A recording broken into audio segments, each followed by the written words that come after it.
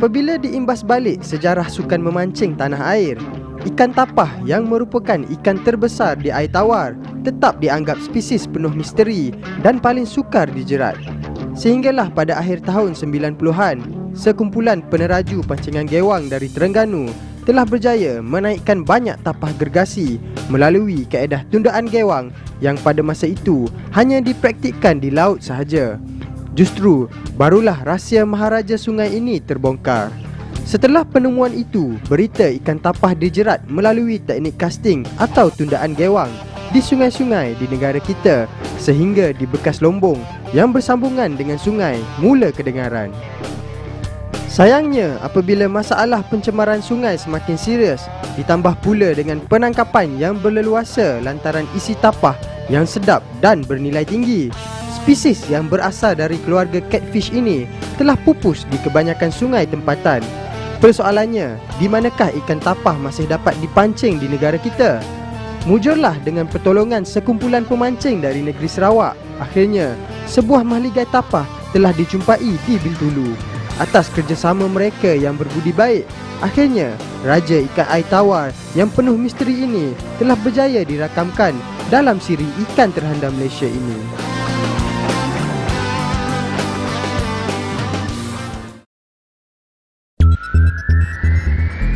Kawasan yang dikesan masih mempunyai banyak ikan tapah adalah Sungai Sanggan dan Sungai Kakus yang terletak kira-kira 2 jam perjalanan dengan kereta dari Pekan Bintulu. Pemancing berketurunan Iban, Robert, Alex dan Douglas adalah orang pertama cuba menunda tapah dengan gewang di kedua-dua sungai ini.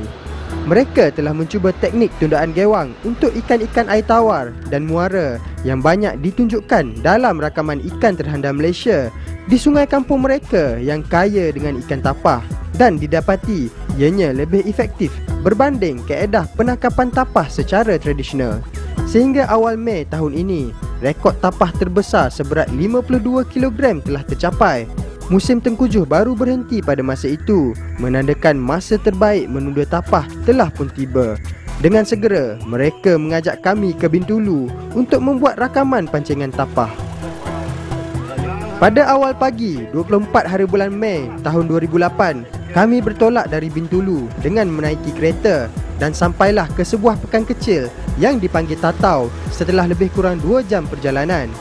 Dari Tatau, kami terus berangkat ke sebuah pelabuhan kecil di Kampung Sanggan. Sepanjang Sungai Sanggan ini terdapat banyak rumah panjang. Kami turun dari kereta dan menaiki perahu ke rumah panjang Douglas. Sungai merupakan sistem pengangkutan yang penting di kawasan terpencil ini. Perahu berbayar bagaikan bas air ini biasa dilihat di sini dan telah menjadi alat pengangkutan yang penting buat penduduk tempatan.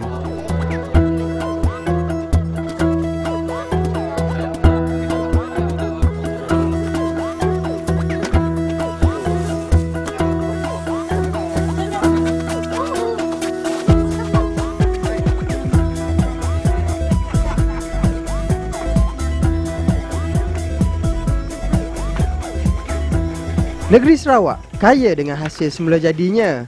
Kehidupan penduduk di sana bertambah baik pada tahun-tahun kebelakangan ini, sehingga rumah-rumah panjang yang terletak di pendalaman pun telah mempunyai bekalan air dan elektrik. Kedatangan kami telah disambut dengan mesranya oleh penduduk rumah panjang. Setelah menurunkan barang-barang, tanpa berlengah lagi, kami pun terus menyiapkan alat pancing dan turun ke sungai pada pukul 2 petang.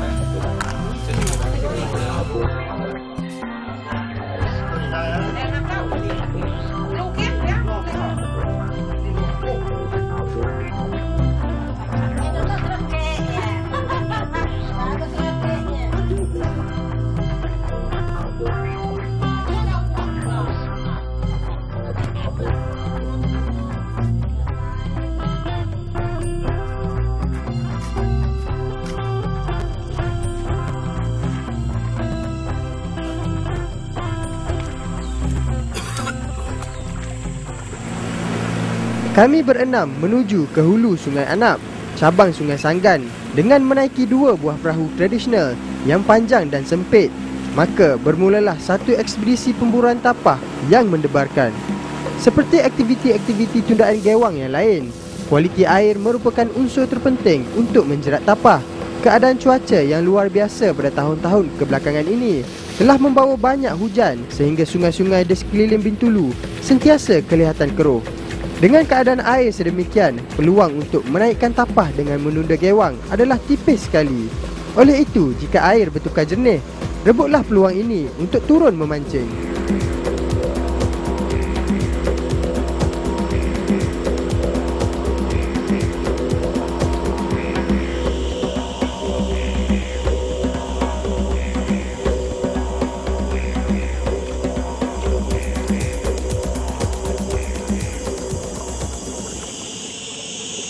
Memandangkan adanya tapah gergasi di sini, pemancing-pemancing ini semuanya menggunakan joran kelas 40 paun. Salah satu syarat penting apabila memilih joran menunda ialah hujung joran jangan terlalu keras. Jika hujungnya terlalu keras, kita akan tidak dapat merasai getaran gewang sehingga tidak sedar apabila gewang tersangkut sampah. Untuk menanangi spot pancing yang penuh dengan halangan, tali sulam berkekuatan 60 paun digunakan. Perambut juga sekasar 60 dan 80 paun. Tapah di sini kebanyakannya bersembunyi di struktur yang terdiri dari pokok runtuh besar atau batu. Untuk mengelakkan habuan dari lari ke kawasan berbahaya, peralatan yang lebih berat terpaksa digunakan.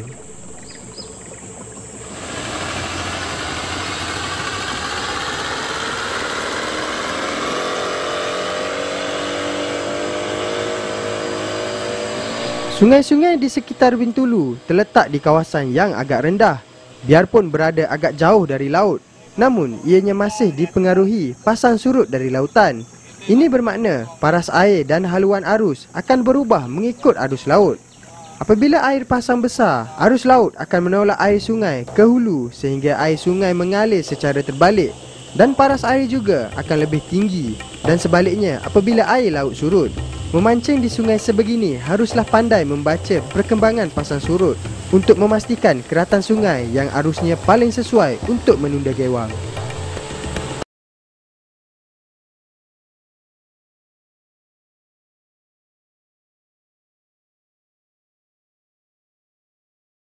Semalam ada hujan lebat di hulu sehingga air sungai hari ini kelihatan agak keruh.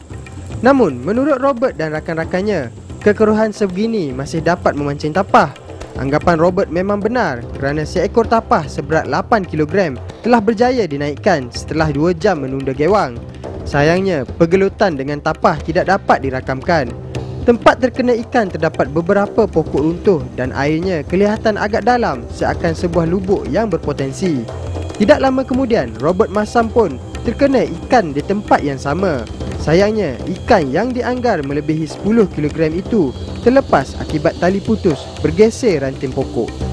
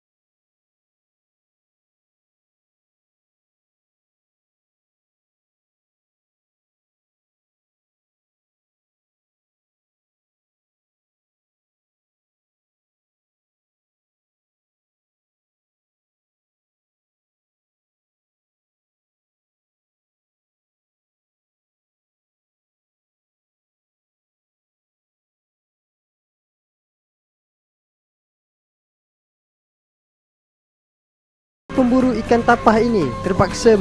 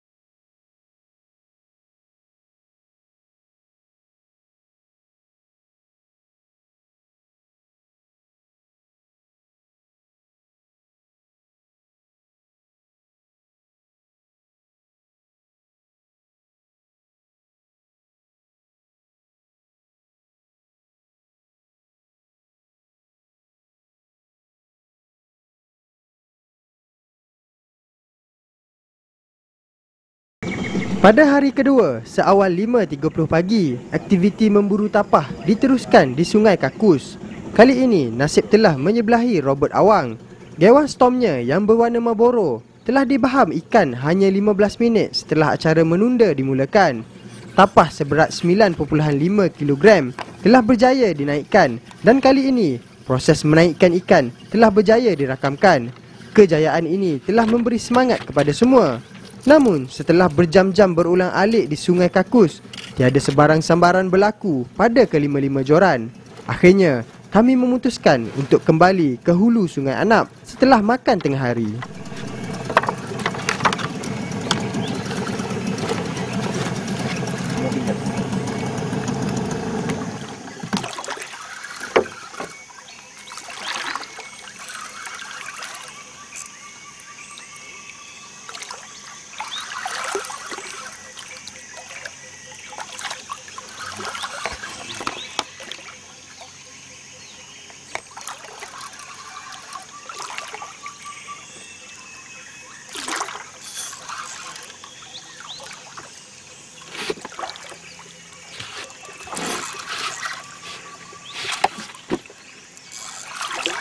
Jangan, dah cukup.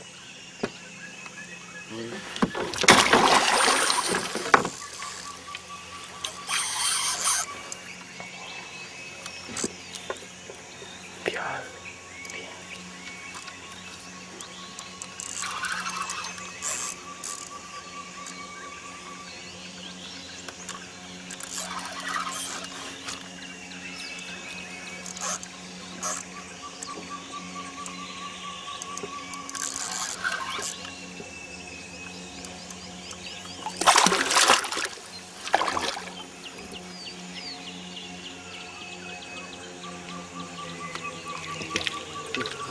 Bukan.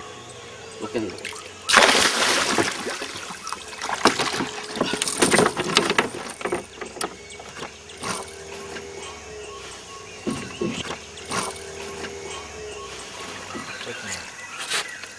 Dia lebih mak kembali. Baik, tawa kau punya apa bisa pakai. Buat kita nangga bawa kok. Nah, dia dah ruyak tu kemari. Betul.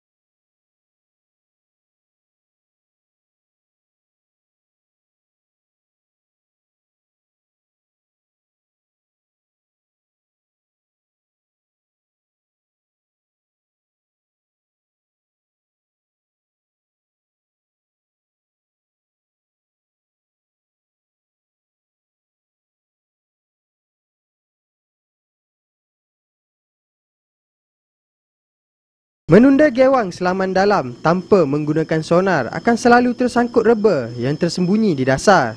Di Bintulu, lure retriever sukar didapati. Pemancing tempatan terpaksa mencipta lure retriever sendiri. Lure retriever buatan Bintulu ini terdiri dari sebatang kayu lurus sepanjang belasan kaki. Apabila gewang tersangkut, ikatkan tali pancing dengan tali rafia di penghujung kayu dan hulurkan kayu ke dasar sehingga tersentuh gewang. Tegangkan tali pancing dan langgarlah gewang dengan penghujung kayu sehingga mata tiga tercabut dari ranting. Maka terselamatlah gewang kesayangan.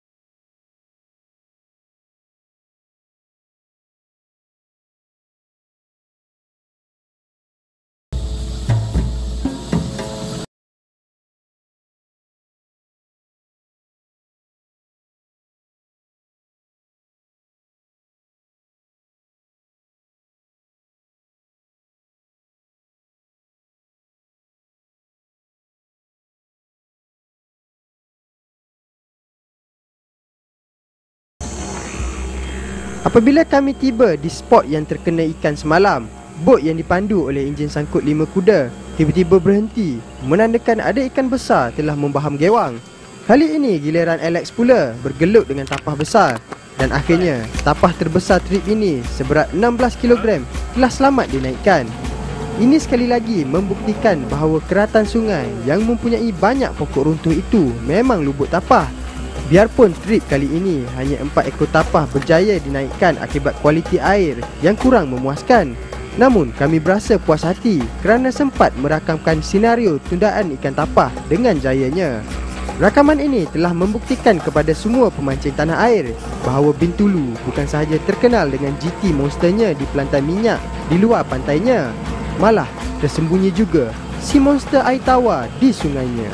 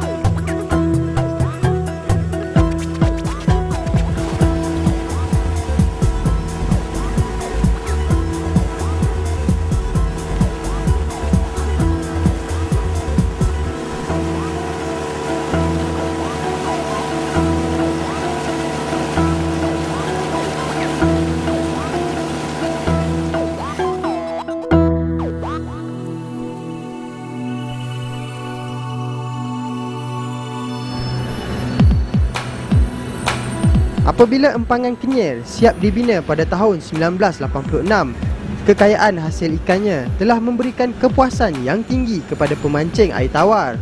Empangan terbesar di semenanjung Malaysia yang terletak di Terengganu ini menjadi popular dengan cepatnya kerana mempunyai populasi ikan toman, sebarau dan baung yang begitu banyak sekali. Sayangnya, akibat kekurangan dasar penjagaan yang sewajarnya, hasil ikannya merosot dengan ketaranya dalam masa tidak sampai 10 tahun. Biarpun begitu, ia tetap dianggap sebuah padang pancing yang masih berbaloi untuk diziarahi. Selain pemandangannya yang indah permai, populasi tomannya yang agak banyak juga boleh dijadikan bahan eksperimentasi buat pelbagai jenis gewang permukaan. Sungai Terengganu Mati, Sungai Petuang, Sungai Tambat dan Sungai Mandak yang berada di sebelah utara Tasik Kenyir telah dipilih sebagai padang pancing eksperimentasi kali ini. Kawasan ini terdapat sebuah jambatan konkrit yang telah dibina sejak terbinanya empangan ini. Hari ini, jambatan ini telah bersambungan dengan lebuh raya Timur Barat kedua yang menembusi Simpang Pulai, Cameron Highland, Gua Musang dan Kuala Berang. Lebuh raya ini telah menjimatkan perjalanan dan masa bagi pelancong dan pemancing yang ingin mengunjungi Tasik Kenyir.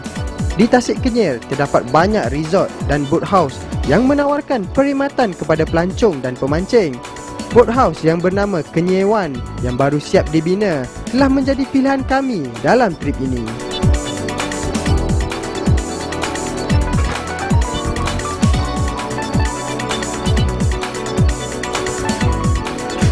Perbezaan paling ketara di antara boathouse dan resort ialah boathouse mampu berfungsi sebagai sebuah bot dan juga sebuah hotel dan boleh dipilih tempat tujuannya. Manakala resort pula biarpun tidak dapat menawarkan kemudahan seperti boathouse, namun ia mempunyai kelengkapan yang lebih sempurna berbanding boathouse. Biasanya pemancing lebih suka menyewa boathouse kerana dapat berpindah ke tempat yang lebih jauh jika pancingan tempat asalnya kurang memuaskan. Elwood selaku tuan punya boathouse Kenyir One merupakan seorang pemancing yang berpengalaman dan arif dengan semua spot-spot pancing di sekitar Tasik Kenyir. Beliau telah menawarkan banyak spot-spot yang berpotensi dalam trip eksperimentasi ini.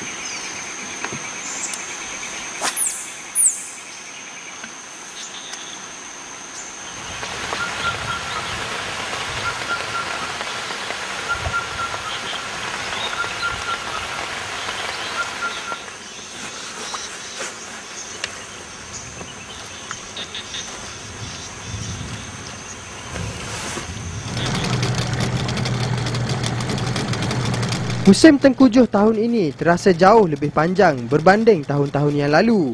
Pada akhir bulan April sewaktu kami mengunjungi Tasik Kenyir, hampir setiap petang pasti dilanda hujan lebat.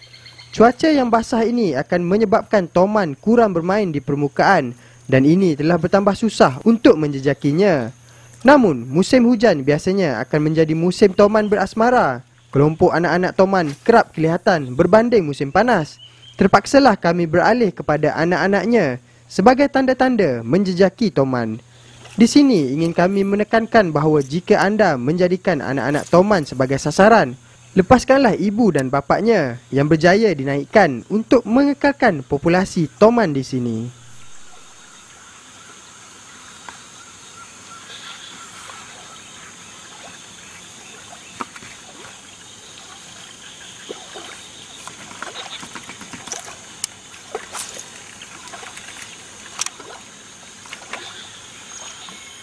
Nak kecil lagi tau. Kecil je. Dua orang pemancing masing-masing menggunakan popper dan gewang pensel untuk memastikan gewang permukaan yang mana satu lebih diminati Toman pada hari itu. Tanpa disangka-sangka, popper yang mampu menjana percikan air yang besar serta bunyi yang kuat telah menjadi pilihan kebanyakan Toman di sini. Malah, Toman yang berjaya dipancing melalui popper, saiznya juga lebih besar berbanding Toman yang membaham pensel. Ini telah menunjukkan bahawa Toman yang sedang menjaga anak-anaknya lebih garang dan benci kepada popper yang bising.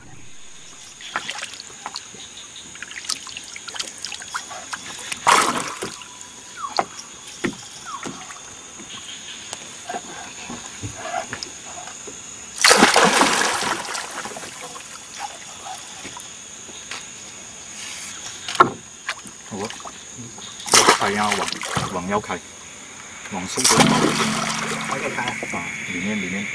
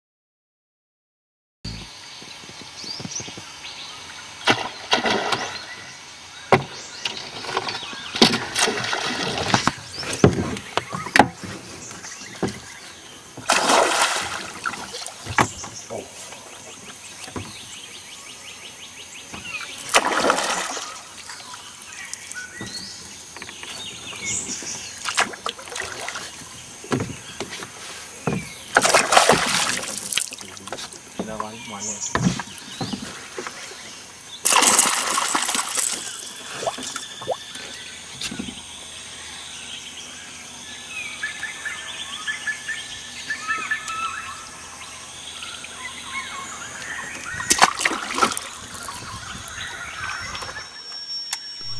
Kenyir merupakan sebuah hutan belantara yang besar sebelum ditenggelami air dan dihuni banyak binatang-binatang liar. Selain gajah dan kera yang biasa kelihatan berkeliaran di tebing, sesekali dapat lihat sang harimau dan binatang lain yang berenang menyeberangi tasik. Kali ini kami terserempak dengan seekor kancil yang cuba menyeberang tasik. Kerana bimbangkan binatang comel ini mati lemas akibat ditakuti enjin bot dan berenang ke tengah-tengah tasik, kami pun cuba menangkapnya dengan sauk dan dibawa ke tebing untuk dilepaskan. Peristiwa ini telah meninggalkan memori yang berkekalan dalam trip ini.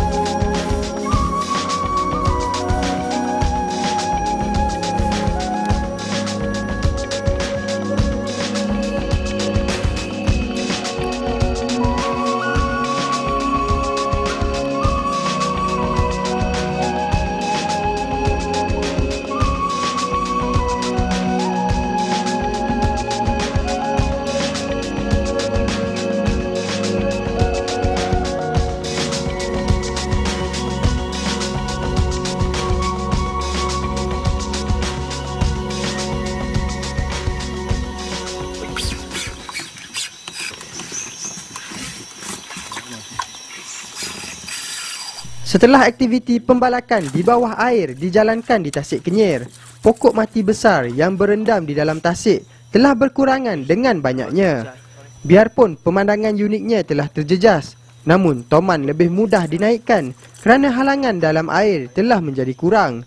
Biarpun begitu, apabila terkena toman di jarak yang agak jauh dari bot, keadaan ikan tersangkut pada pokok mati tetap berlaku dalam proses melawan ikan. 钻进里面了，拿边去了。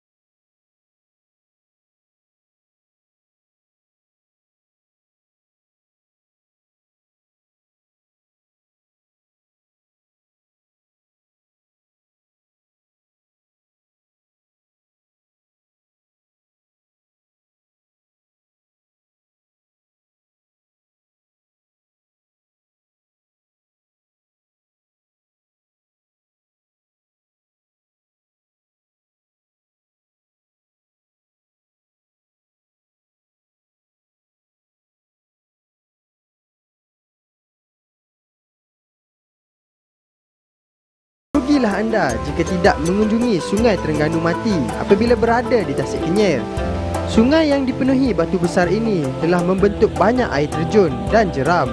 Inilah tempatnya di mana ribuan sebarau besar telah dinaikkan oleh pemancing pada awal-awal tahun terbinanya Empangan Kenyir. Namun setelah lebih 20 tahun berlalu, populasi sebarau di sini telah berkurangan dengan ketaranya. Ini telah membuktikan bahawa aktiviti memancing secara tidak terkawal akan membawa bencana kepada sesebuah padang pancing semula jadi. Kami berharapan kemerosotan Sungai Terengganu Mati akan menjadi pengajaran kepada semua supaya lebih prihatin kepada isu pengawalan sumber ikan.